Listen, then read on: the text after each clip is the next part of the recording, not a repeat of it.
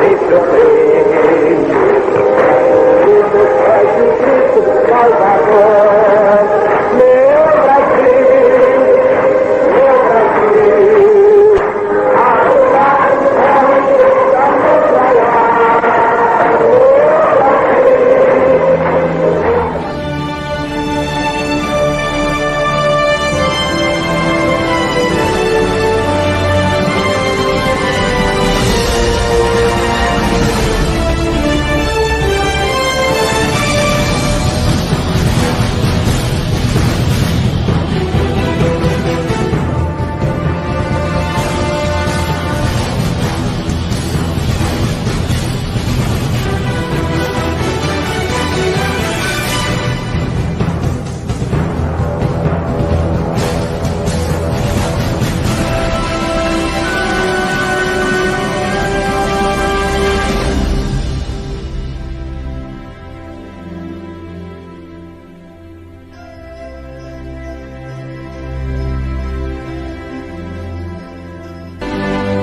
Continuamos falando a mesma língua, pregando a mesma verdade, aplaudindo o Senhor com alegria e vivendo seus milagres em nosso dia a dia.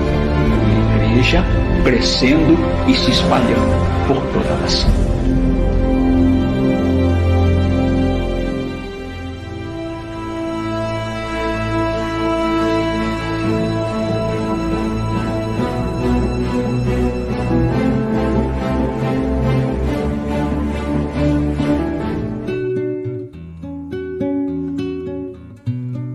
A Igreja Evangélica Pentecostal Brasil para Cristo nasceu do poder de Deus e na unção do Espírito Santo, através do espírito empreendedor e evangelístico do nosso saudoso fundador, missionário Manuel de Melo. Quem era o missionário Manuel de Melo? Nascido em 20 de agosto de 1929, no município de Água Preta, no estado de Pernambuco, o então jovem Manuel de Melo, apelidado de Neco pela família, desde a sua infância vivia às voltas com a pregação do Evangelho de Jesus Cristo. Já aos 11 anos pregava em auditórios com mais de 100 pessoas, que vibravam com suas preleções inflamadas pelo Espírito Santo.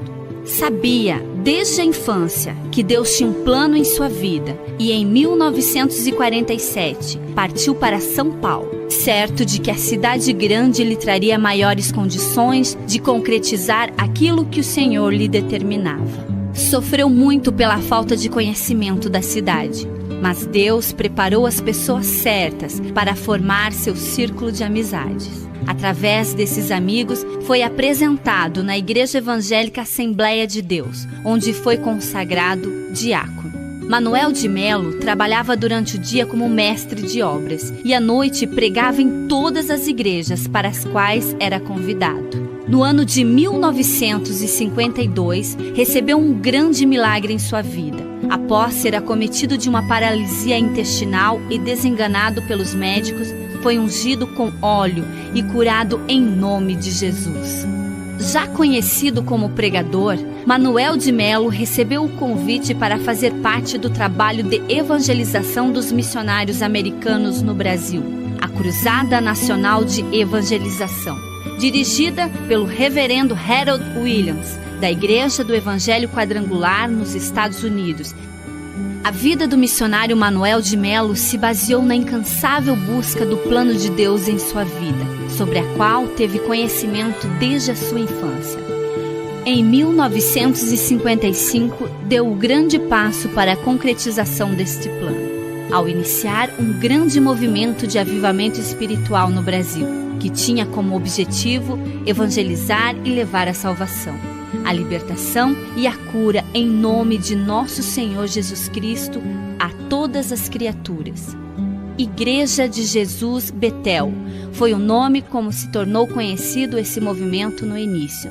Mas a partir de 1956 foi adotado o nome que leva até hoje, Igreja Evangélica Pentecostal, o Brasil para Cristo. Não há como falar de O Brasil para Cristo sem conhecer a história das tendas queimadas, do tabernáculo destruído, das grandes concentrações em praças públicas, das multidões que se aglomeravam no Teatro de Alumínio e no Cine Universo, das grandes cruzadas evangelísticas que o missionário empreendeu pelo Brasil, dos programas de rádio, a voz do Brasil para Cristo, através da rádio Piratininga e da famosa rádio Tupi, e a história da construção do grande templo da Pompeia, por muito tempo considerado o maior templo evangélico do mundo.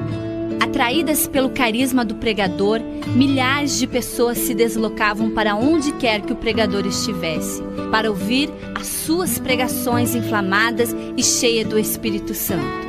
Aumentava a cada dia o número de pessoas que aceitavam a Jesus como seu Salvador através de suas mensagens.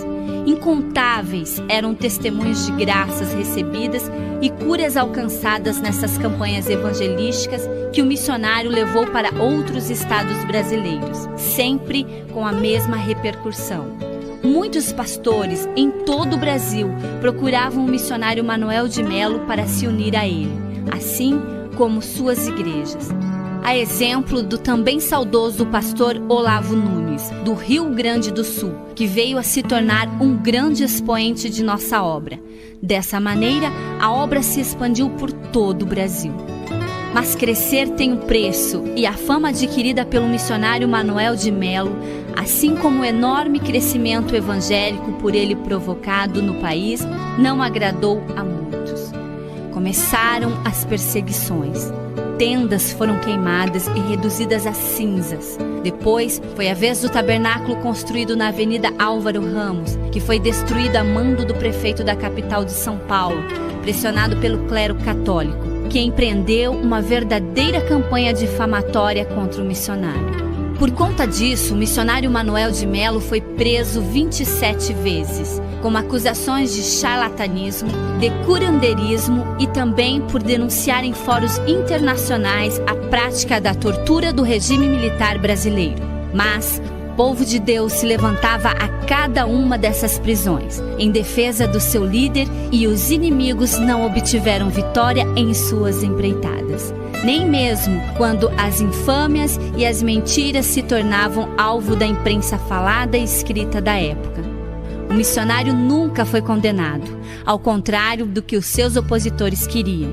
Foi considerado nacional e internacionalmente como um dos maiores pregadores de todos os tempos e o responsável pelo reavivamento espiritual no Brasil nas décadas de 50, 60 e 70 do século XX. O missionário Manuel de Melo fez parte do Conselho Mundial de Igrejas, órgão ecumênico voltado para a defesa dos direitos humanos no mundo, e do seu Comitê Central, cargo exercido somente por grandes líderes mundiais. O missionário Manuel de Melo era um homem de hábitos simples e pouco estudo. Desde criança se dedicou quase que unicamente aos estudos bíblicos, inicialmente com o pastor e teólogo João Mendes, e depois transformando essa busca de conhecimento bíblico numa constante em sua vida, assim como também o estudo dos grandes movimentos evangélicos do mundo e a história de seus líderes. Poucos se atreviam a travar com ele qualquer tipo de discussão a respeito de atualidades e política nacional e internacional, pois era um profundo conhecedor desse assunto, graças ao hábito de leitura. Era um homem de pouca estatura, mas a sua personalidade forte, o seu carisma, a sua influência sobre as massas e o seu conhecimento a respeito dos problemas mundiais causavam um grande impacto nas pessoas das mais variadas culturas e classes sociais, e mesmo nas autoridades, como o presidente da República, ministros, congressistas, vários dos quais o procuravam com frequência.